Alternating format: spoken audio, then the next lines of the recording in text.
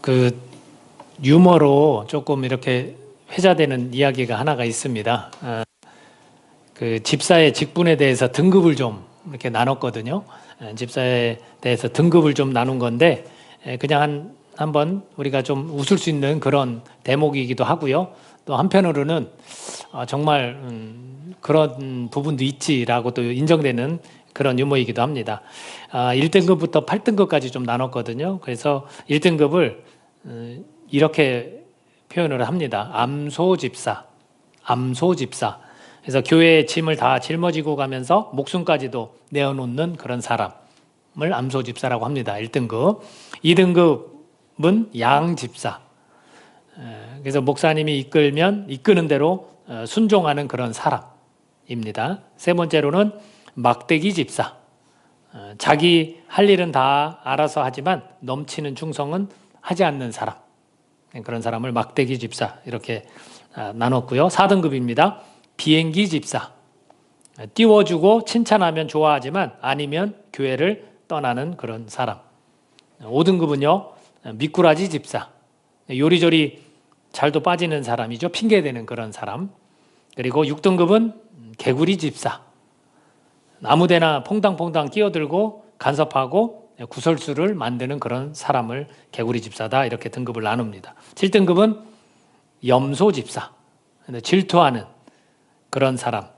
잡아당기며 갈라놓고 흩어놓고 높은 곳에만 올라가려는 그런 사람을 7등급인 염소 집사라고 합니다. 마지막 8등급은 서서 잡사. 술도 잡숫고 담배도 잡숫고 세상과 짝하면서 마음대로 이렇게 살아가는 그러한 사람을 서서 잡사다 이렇게 등급을 좀 이렇게 나눴습니다. 저도 한 20년 넘게 이제 사역을 해봤지만 교회에서 많은 성도들을 만날 때 뭐 웃자고 이렇게 하는 소리긴 하지만 일부분 해당되는 그런 이야기들도 사실은 좀 있습니다. 그리고 저는 이게 정상적이라고 생각을 해요. 교회라면 믿음이 좀 약한 사람, 좀 믿음이 좀 잘한 사람 고루고루 다 섞여 있거든요.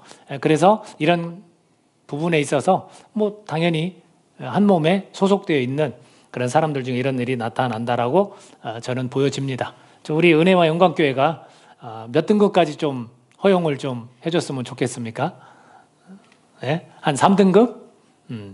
이거는 믿음의 문제인 것 같기도 해요. 믿음이 작으면 사실은 이런 시행착오를 좀 거치기도 하고요. 그리고 믿음이 좀 이렇게 자라고 커지면 하지 말라고 해도 하나님 앞에 충성되게 교회 한 몸으로서 그렇게 직분자로서 삶을 살아가게 되는 것 같습니다. 오늘 말씀 제목이 큰 믿음으로 가는 길이거든요. 여러분 스스로를 생각할 때 여러분이 작은 믿음을 가졌다고 생각합니까? 아니면 큰 믿음을 가졌다고 생각합니까? 무엇보다 중요한 건 자기 스스로의 평가보다는 주님께서 어떻게 말씀해 주시는가가 중요할 것 같습니다. 베드로가 중심 인물로 좀 등장을 하는데 좀 잘 나서는 그런 사람이기도 하고요. 항상 주님께 좀 열정적으로 다가가는 그런 사람이기도 합니다. 그런 사람의 믿음을 가지고 주님께서는 믿음이 작은 자라고 말씀을 하셨습니다. 이와 반대로 믿음이 큰 자는 또 누굴까? 같은 본문의 그 뒤쪽의 부분에 보면 그 믿음이 큰 거에 관한 것도 이야기를 좀 하고 있습니다. 그래서 이 두 가지를 좀 겸해서 한번 살펴보려고 합니다. 오늘 본문 내용 가운데 예수님께서 제자들을 이제 바다의 배로 먼저 저쪽으로 건너가라고 보내십니다. 근데 보내시는데 예수님께서 즉시 제자들을 재촉하사라는 표현을 쓰고 있습니다. 왜 재촉을 했을까? 야, 빨리 건너가라고 하셨다는 거죠. 그리고 당신은 혼자 남아 있습니다. 여기에는 어떤 이유가 있지 않겠습니까? 다른 표현보다도 왜 자꾸 빨리 가라고 재촉하셨을까? 아마도 무엇을 보이시고자 함일지도 모르겠다라는 생각이 듭니다. 아마 교육 차원이었던 것 같아요. 야, 믿음은 이런 거야 라는 교육을 좀 시켜주시기 위해서 그런 것 같습니다. 내용을 좀 더 보면 그것을 금방 알아차릴 수 있어요. 그리고 나서 23절에 보니까 무리를 다 보내신 후에 기도하러 따로 산에 올라가셨다 이렇게 말씀하십니다. 예수님이 하나님의 아들이고 우리가 그렇게 믿고 있고 또 그분은 많은 기적을 행하셨는데 굳이 기도가 필요할까라고 한번 생각해 볼 수 있습니다. 왜 기도하실까? 그런 능력이 있으신 분인데 예수님께서 뭘 보여주신 걸까?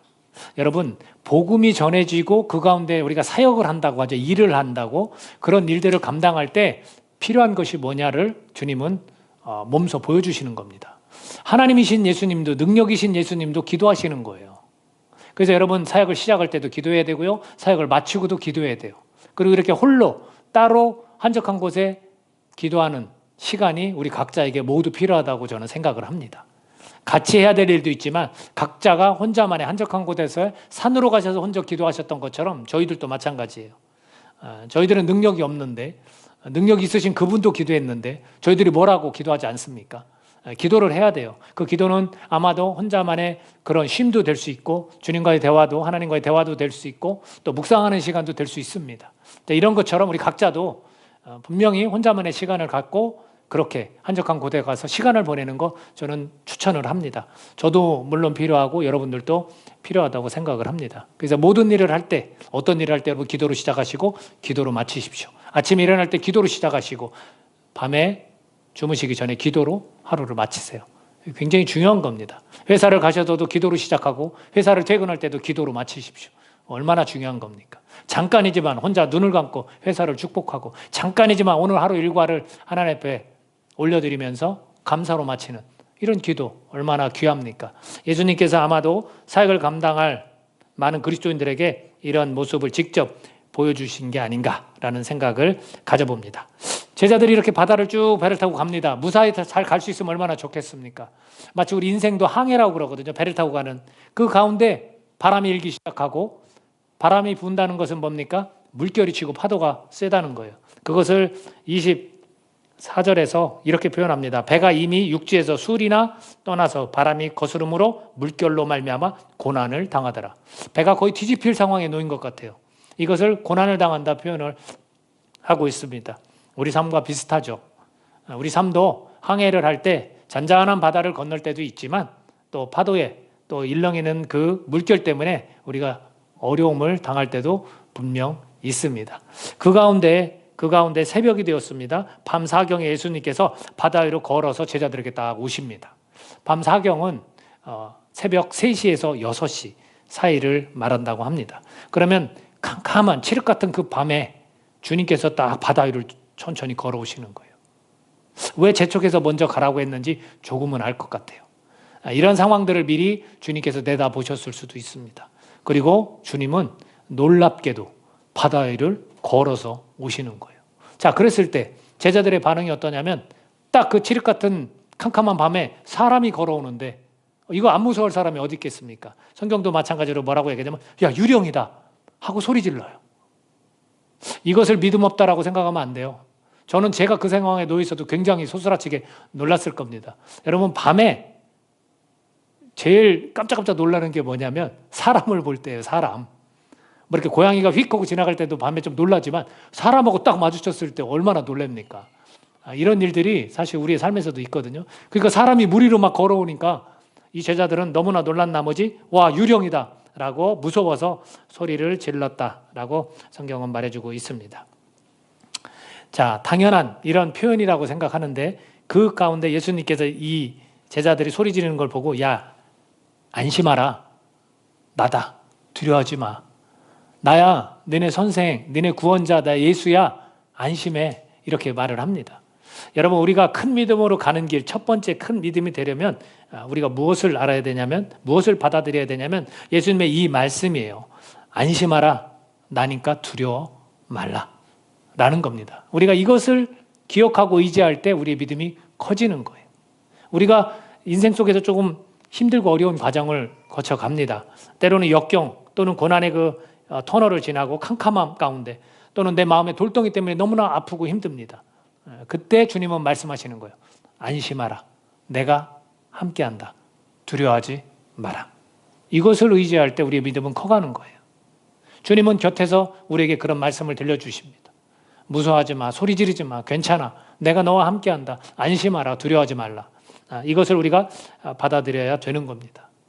그리고 나서 베드로가 뭐라고 하냐면, 주여, 만일 주님이시거든, 이제 유령이라고 했다가 주님이 그 말씀하시니까, 만약 주님이시거든 나를 명하소 물 위로 오라 하소서, 이렇게 이야기를 합니다. 예수님께서 그래 와라 했더니 베드로가 놀랄 만한 일을 하죠. 딱 발을 내딛고 바다 위로 걸어갑니다. 그랬다가 베드로가 바람을 딱 보고 빠져가요. 그러니까 주님 저 좀 살려주세요. 저 좀 구원해 주세요. 했더니 예수님께서 손을 딱 내밀고 붙잡아서 건집니다. 그리고 나서 주님께서 하시는 말씀이 뭐냐면 믿음이 작은 자여 왜 의심하였느냐. 자, 주님의 평가가 있습니다. 아까 말씀드렸지만 여러분은 믿음이 작습니까? 믿음이 큽니까? 라고 했을 때 주님께서 평가해 주시는 게 제일 정확한 거예요. 주님께서 지금 베드로에게 뭐라고 하냐면 믿음이 작은 자요. 왜 의심하였느냐. 베드로의 평가는 주님께서 보실 때 믿음이 작습니다. 그리고 의심했다라는 거예요. 믿음이 작다는 것은 어떤 의미입니까? 믿음이 없다라는 얘기는 아닙니다. 믿음이 있어요, 있기는. 근데 작아요.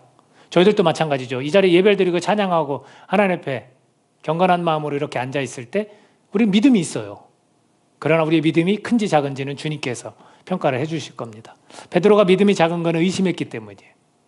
여러분 우리가 신앙생활 하면서 혹시 내가 자꾸 이렇게 의심스러운데 라고 했을 때 여러분 괴로워하십니까? 여러분 괴로워하지 마세요. 여러분 믿음의 반대가 의심이 아닙니다.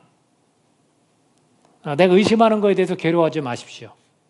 지금 의심은 헬라 원어의 뜻으로 보면 나뉘다는 거예요. 마음이 나눠지는 거예요.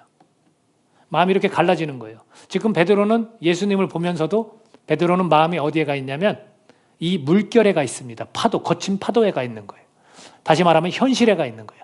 자기 닥친 상황에 집중하는 겁니다. 내 마음이 어떻게 가 있습니까? 내 현실의 상황에 집중하고 있고 내 마음이 어디 가 있습니까? 주님에게라도 가 있는 거예요. 이게 의심이에요. 온전히 이 마음이 하나로 가지 않고 이게 나눠졌기 때문에 주님은 왜 의심하였느냐. 믿음은 있지만 나눠졌구나. 그래서 너는 작은 믿음이다 라고 말씀해주고 있습니다. 여러분 의심은 괜찮습니다.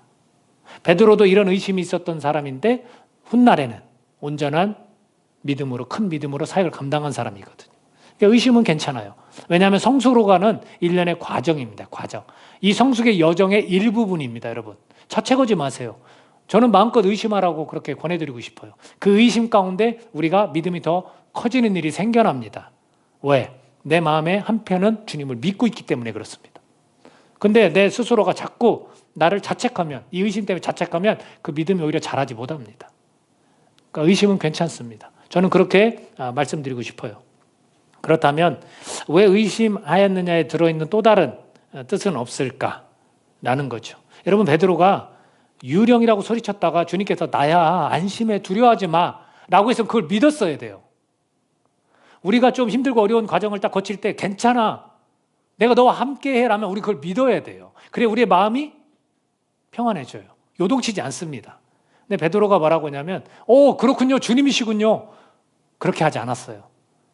만약 주님이라면 저한테 명령해서 저를 하여금 주님이 걸으셨던 것처럼 저도 물 위로 걸어서 주님께 오라고 해주십시오. 그 뉘앙스가 어떻게 들립니까? 주님 맞습니까?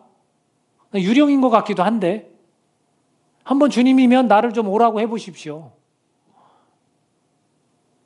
이 부분 때문에 왜 의심하였느냐라고 듣는 것 같아요. 또 하나가 있습니다. 왜 의심하였느냐라고 말씀하신 이유가 뭘까? 바람을 보고 그가 빠져갑니다. 바람을 보고 그가 빠져갑니다. 바람을 봤다는 건 눈으로 볼 수 없죠. 그 바람이 일으킨 파도, 물결. 이렇게 험난한 물결인데 내가 과연 계속 갈 수 있을까라는 거죠. 이건 뭐냐면 주님을 주시했을 때는 발을 내딛고 걸었습니다. 몇 발. 그리고 그 눈이 어디로 갔습니까? 일렁이는 물결로 갔습니다.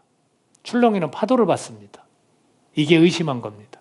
뭐냐면 끝까지 주님을 바라보지 않았다라는 거예요. 닥친 현실에 집중하기 시작합니다.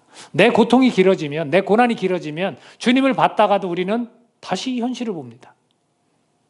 다시 고통스러운 거에 집착합니다. 왜 나한테 이런 힘든 일이 생긴 거야? 왜 주님이 저기 계시다면서 계속 파도는 일렁이는 거야? 하고 거기를 봅니다. 본인이 해결할 수 있는 것처럼.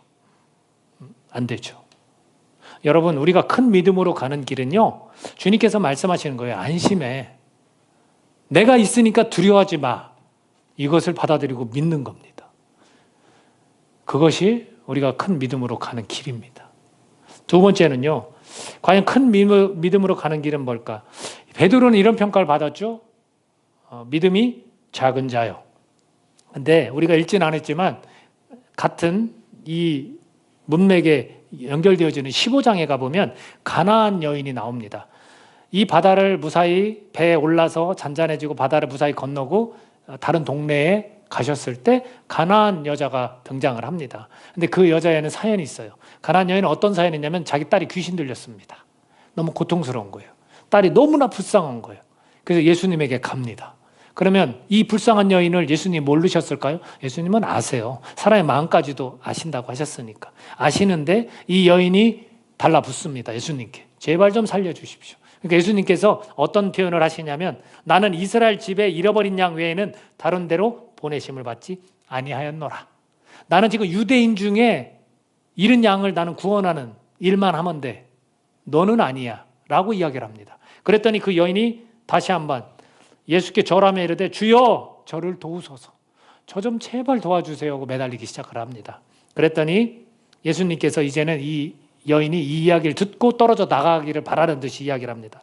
자녀의 떡을 취하여 개들에게 던짐이 마땅하지 아니하니라. 이 말을 들었을 때 만약 여러분이라면 어땠을 것 같아요? 예수님께서 일종의 믿음 때문에 테스트를 하신다고 쳐요.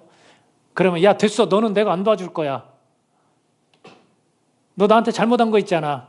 만약 이렇게 하신다면 여러분 어떻게 하실 겁니까? 지금 이 여인은 이방인으로서 개 취급을 받는 거예요. 그랬을 때 그 여인이 말합니다. 맞아요. 제가 개 취급을 받아도 좋아요. 맞습니다. 그러나 개들도 제 주인의 상에서 떨어지는 부스러기를 먹습니다. 저 그 부스러기 한 조각만이라도 저에게 좀 주십시오. 그랬더니 예수님께서 말씀하십니다. 여자여 내 믿음이 크도다. 내 소원대로 되리라. 그 즉시 그 딸이 나으니라 라고 성경은 말씀하고 있습니다. 믿음이 크다고 했어요. 베드로에게는 수제자임에도 불구하고 믿음이 작은 자요 라고 말씀하셨지만 이 여인, 개 취급을 했던 이 여인, 떨어져 나가라고 너는 내가 구원할 수 없다라고 그렇게 매몰차게 얘기했던 이 여인은 내 믿음이 크도다라는 소리를 들었습니다. 여러분 어떤 차이가 있는 겁니까? 여러분 큰 믿음으로 가는 길은 우리가 끝까지 주님을 바라봐야 되는 겁니다. 끝까지 주님을 의지해야 되는 겁니다. 힘들고 어려울 때만 잠깐 주님을 보고 힘들고 어려울 때만 잠깐 주님을 의지하는 게 아니라 끝까지 주님을 바라보고 의지해야 되는 겁니다. 여러분 중도에 포기하지 마세요. 주님을 끝까지 바라보십시오. 주님을 끝까지 의지하십시오. 당신 아니면 안 됩니다라는 고백이 있어야 됩니다. 예수님 아니면 저는 안 돼요. 주님, 저는 주님 아니면 도저히 안 됩니다. 이 개들도 부스러기에서 떨어지는 그 상에서 떨어지는 그 부스러기를 먹듯이 저 정말 조금만 주님의 은혜만 조금만 더 구합니다. 저를 내치신다 할지라도 저는 주님을 버리지 못합니다. 이렇게 끝까지 주님을 바라보고 의지하는 이것이 큰 믿음이에요. 이건 주님께서 직접 말씀해 주신 겁니다. 그러면 여기서 궁금증이 하나 생깁니다. 그러면 예수님은 도대체 누구시길래 우리가 의지해야 하는 겁니까? 왜 끝까지 그분을 바라봐야 하는 겁니까? 라는 거예요. 그것을 오늘 이 본문 속에서 말해주고 있습니다. 자, 33절 말씀 같이 한번 읽어보겠습니다. 33절 말씀 같이 읽습니다. 자, 시작. 배에 있는 사람들이 예수께 절하며 이르되 진실로 하나님의 아들이로소이다 하더라. 이 사건을 통해서 배로 먼저 너네 좀 가라 해놓고 예수님께 무리를 걸어서 오신 이 사건을 통해서 그들로 하여금 고백하게 만드셨어요. 뭘로? 하나님의 아들이 맞습니다. 당신은 하나님의 아들입니다. 여러분 이 중력의 법칙, 부력의 법칙 다 건너뛰고 바다 위를 걸으신 분이 누구예요? 예수님. 그분은 누구예요? 하나님의 아들입니다. 하나님의 아들이기 때문에 우리가 끝까지 바라봐야 되고 하나님의 아들이기 때문에 끝까지 의지할 수 있는 거 아니겠습니까? 여러분 이 바다로 건너가기 전에 있었던 사건이 있어요. 그게 어떤 사건이냐면 5천 명을 다 먹이고도 그 먹고 남은 음식이 광줄, 12광줄에 가득 찼어요. 몇 개로 시작한지 아십니까? 5병이요.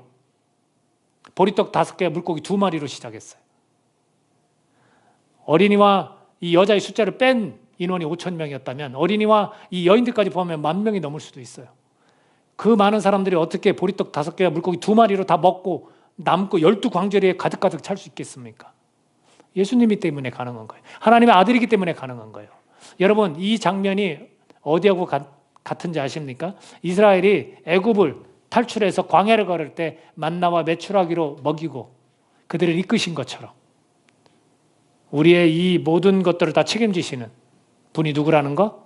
하나님이라는 걸 그 이스라엘 백성들이 알았던 것처럼 지금 오늘날 우리에게 예수님이 바로 하나님의 아들로서 이 모든 것들을 다 책임지시는 거예요. 그리고 무리를 바다 위를 걸은 것처럼 애굽에서 탈출할 때 어디를 건넜습니까? 홍해를, 바다를 가르고 땅을 건너게 하셨습니다. 누가 하셨습니까? 하나님이 하셨습니다.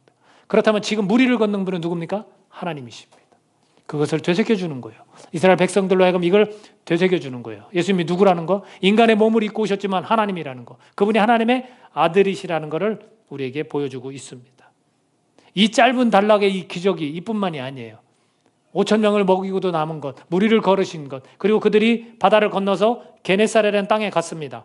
거기 갔더니 예수님이신 줄 알고 근방에서 사람들이 통지를 해요. 예수님이 이 동네에 왔다. 예수님이 이 동네에 왔다고 알렸습니다. 그랬더니 수많은 병자가 예수께 와가지고 다만 그 예수님의 옷자락에라도 손을 대면 난 낫는다라는 믿음을 보였어요. 그리고 그 사람들은 다 나았어요.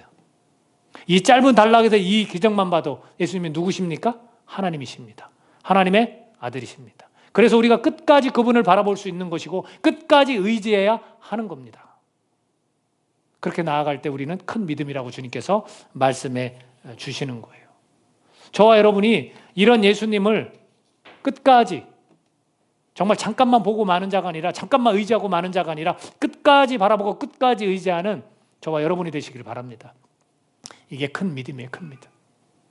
세 번째, 큰 믿음은 어떤 믿음이 큰 믿음일까요?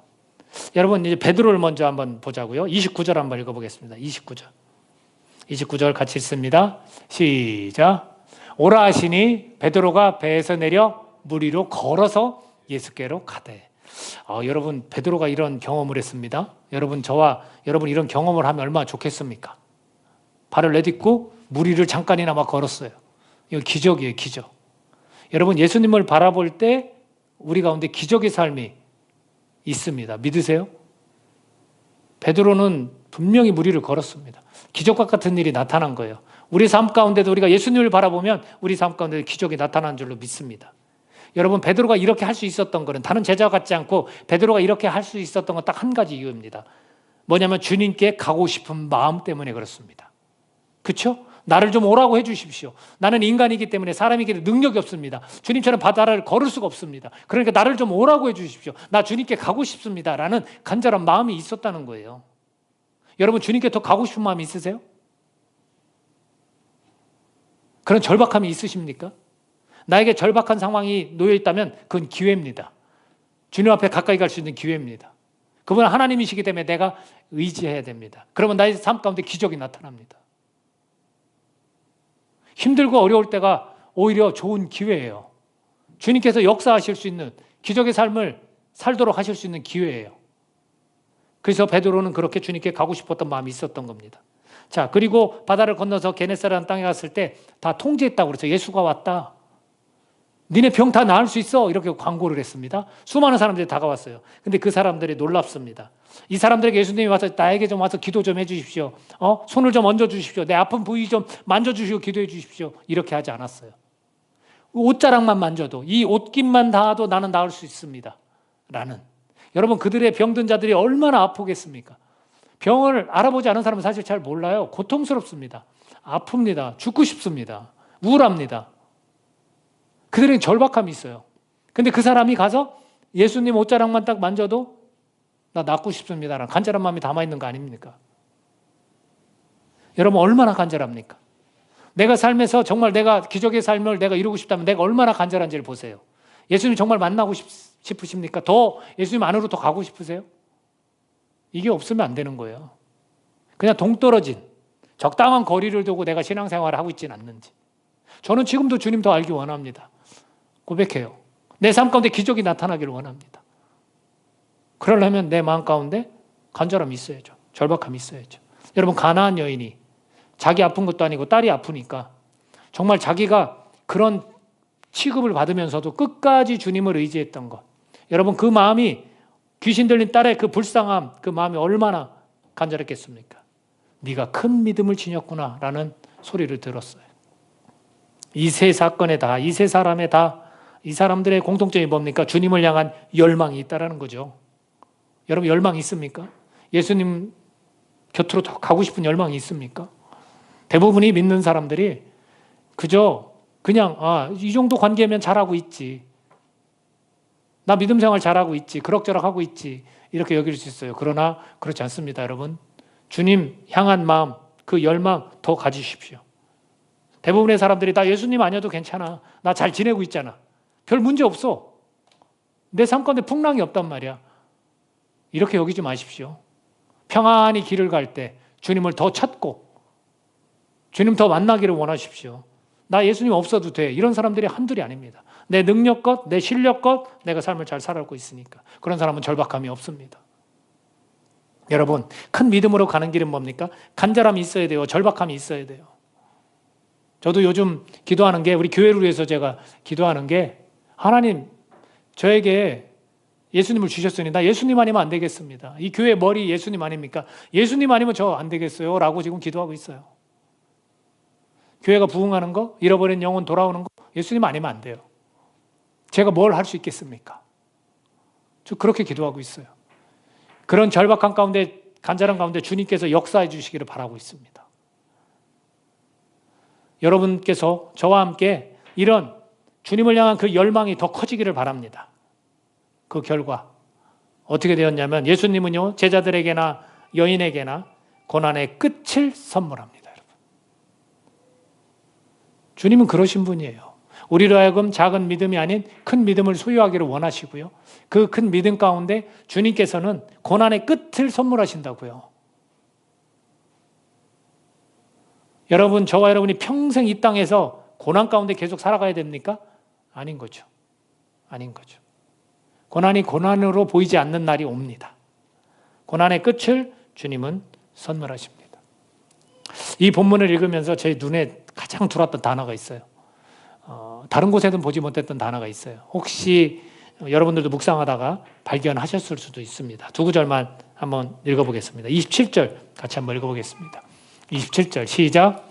예수께서 즉시 이르시되 안심하라 나니 두려워하지 말라. 또 한 군데 있습니다. 31절입니다. 같이 읽습니다. 시작. 예수께서 즉시 손을 내밀어 그를 붙잡으시며 이르시되 믿음이 작은 자여 왜 의심하였느냐 하시고. 자, 공통적인 단어 찾으셨습니까? 즉시. 여러분, 이 즉시라는 단어에 여러분 주목하게 됩니다. 즉시. 여러분, 안심하라 내니 두려워하지 말라. 즉시 말씀해 주셨어요. 그들이 두려워할 때 즉시 말씀해 주셨어요. 우리가 이 힘들고 어려운 상황 가운데 주님은 즉시 말씀해 주시는 분이에요. 괜찮아, 내가 함께 하잖아. 안심해. 즉시 말씀해 주신다는 거죠. 물에 빠졌을 때 저 좀 살려주십시오 했을 때 주님은 즉시 손을 내미는 거예요. 주님 저 힘들어요, 저 좀 도와주세요 할 때 주님은 즉시 손을 내밀어 저희들을 붙잡아 주십니다. 이런 분이세요. 이런 분. 예수님은 바로 이런 분이다. 우리가 믿을 수 있지 않습니까?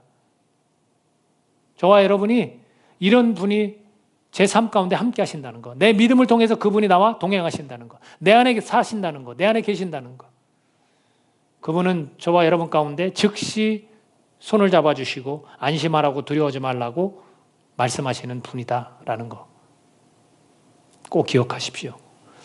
작은 믿음에서 큰 믿음의 우리 그리스도인으로 우리가 영적인 그런 발돋움을 할 수 있기를 예수님의 이름으로 축복합니다. 함께 우리가 좀 자라가고 내 믿음이 주님 보시기에 큰 믿음이 되어서 정말로 주님께서 역사하시고 주님께서 함께 하시는 그런 삶이 되시기를 예수님의 이름으로 축복합니다. 같이 기도하겠습니다.